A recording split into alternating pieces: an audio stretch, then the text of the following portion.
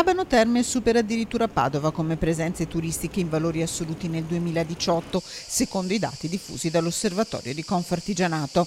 Soddisfatto senza cantar vittoria il primo cittadino, che parla di un segnale incoraggiante nei primi 3 mesi del 2019, con turisti in crescita del 10%. Per Abano Terme è un risultato molto buono, soprattutto in un anno un po' difficile per il turismo italiano.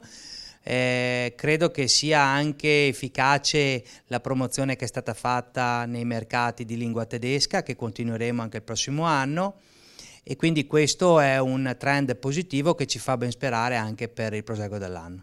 A far la parte del leone restano gli italiani, ma il 40% delle presenze è fatto di stranieri. Molti italiani, perché almeno il 58-60% dei turisti sono italiani, e il restante 40% è fra tedeschi di lingua tedesca, quindi Germania, Austria, Svizzera, Russia in aumento, Stati Uniti, Francia.